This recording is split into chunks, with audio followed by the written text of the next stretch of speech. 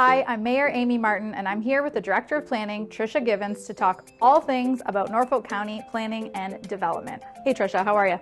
Hi, Mayor Martin. Good, thanks. I'm wondering if you could share some information with the public about who the planning department is and what you do, and maybe start off with the composition of your team. Sure.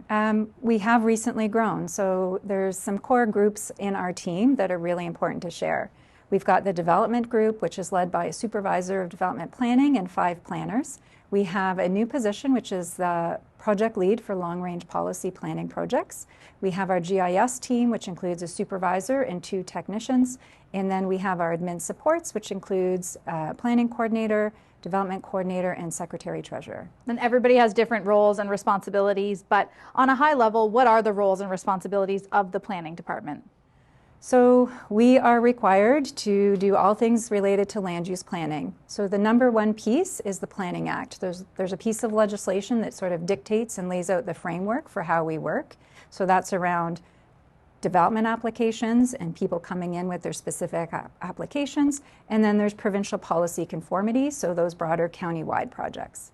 And all of the planners, they're working towards, or they are registered professional planners. Can you comment on the designation of a planner and what that means when we're processing files? Sure, that's really important. So as professional planners, we do have a standard of work and a code of conduct that we're required to follow. And in that, that's reviewing applications or running processes that broadly make sure we're planning for the role of the good of the community, the public good, and not always specific to one individual project. I think it's an important part because I think it really differentiates the role of staff and council in the planning process. And it's something that I'm frequently asked about in the public. How does that work? What does it look like? So maybe you could share with the public the difference between, the council meetings that we host for planning files, our public hearings, our committee meetings, and then the subsequent council meeting where we approve files at a later date. Sure. So there's 2 areas. So there's for specific development applications. So those are individual applications that come forward. And under the Planning Act, there's specific process and things that we're supposed to do. So for those applications, we are required to send notice to the public, post notice, share the information, have it publicly available. And then we bring that information of the complete application to council. First, we do a public hearing where folks can come and council hears about the application, poses questions, and then we come back later with a recommendation to council based on all of the information. The other types are those county-wide projects, such as a growth study or an official plan review, where there's more information, more opportunity for engagement, and we're collecting more information that comes to council. And usually there's multiple presentations to council before any decision. So you've touched on a couple of things. One, what is a recommendation from staff? What does that mean? That's really important. So ultimately, council makes the decision. So staff takes all of the technical information and our professional review of that particular application. And based on all of that, ensuring it conforms to our official plan, the Planning Act, the provincial policy statement, etc., we make a recommendation to council, and council takes that under advisement and ultimately makes a decision. And that recommendation may be to approve the particular file in front of us, to reject it, to defer it to a later date. It could be a variety of different recommendations. That's right. Yeah. And so there is a really important piece, a role that the public plays during this process at that public hearing committee. So obviously council and staff, we really want to hear from the public when we're dealing with development files, but there's another reason why it's really important to get the public to speak and share input on the record. Can you comment on why that's so important? Absolutely. So again, 2 specific areas, the specific development application or the broader county-wide projects. So for a specific application, it's important, I think, for staff and council to hear those neighborhood feedbacks, the input, and also to have their issues addressed. And then that informs the council decision. It also informs the planning recommendation to some degree. Similarly, for those broader county-wide projects, it's very important for staff to understand those perspectives and, again, to inform any recommendation to council.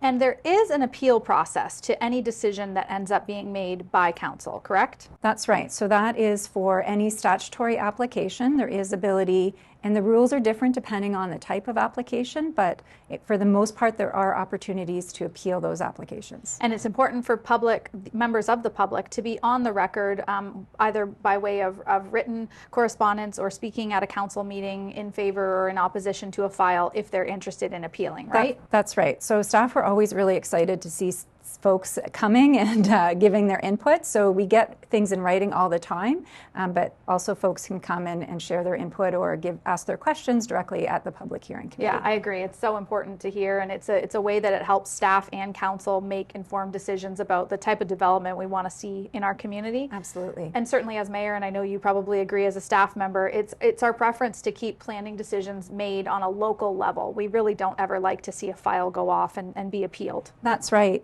And so on that note, council does play a key role in the planning process. Do you want to perhaps speak to how that works from a political perspective? Sure, yeah, it's a lot different than the staff perspective, but it's that important piece where we connect with the community, we hear their feedback and their concerns, and as you mentioned, those recommendations come forward to council at the public hearing meeting first, where we can ask those questions and talk with our community members, but subsequently comes back to us later for a council decision. And we're similarly to staff, we're really stuck making decisions based on the land uses, not giving consideration to a lot of the other factors that I think community members believe council members can weigh in on. But ultimately, at the end of the day, we're trying to build the best community for all of Norfolk County, and we'll do it one file at a time. Absolutely. Okay, before we go, top 3 most asked questions that I get all the time. I'm going to rapid fire them to you. Are we planning on growing in Norfolk County? So yes, in our official plan, we identify our growth. And right now, interestingly, we're undergoing our comprehensive municipal review, which is how Norfolk is going to grow to 2051. And we've already touched on it earlier, but with that appeal process, it's very difficult to say no to development. So we should really be, at a local level, kind of carving out the development the way we want to see it in our communities. Second question, I'm often asked, why doesn't council say no to more planning files? So that's an interesting question. So I'll start with our official plan. Our official plan identifies all the designated land uses in the county. The zoning bylaw overlays and identifies specifically what you can do on each property, each type of zone. So with the exception of hazard lands and some natural heritage features, there's identified permissions already in every zone across the municipality. So if somebody came for a building permit, they could get a building permit anyways. There's some instances where people want to change those uses, and that's when things come back to council for consideration. So in that context, council's considering that adjustment or that change. But people can come to the planning department, and they don't even need to come before council if their request meets those land uses. That's right. Okay. And then why do some planning applications feel like they take so much longer than others? We often get that feedback. So under the Planning Act, there's very specific statutory timeframes for each types of planning application, and staff works really hard to meet those statutory timeframes. Sometimes we don't get all the information we need, or we realize partway through that some information was missing. But for the most part, staff are working towards meeting those statutory timeframes. And they're the same timeframes across the province, That's right, correct? across the province. Every municipality has them. That's right. Okay, thanks so much. To learn more about planning in Norfolk County, visit our website at norfolkcounty.ca/planning or contact the planning team at 519-426-5870 or 226 Norfolk, extension 1842. Or you can email planning@norfolkcounty.ca. Thanks so much for watching.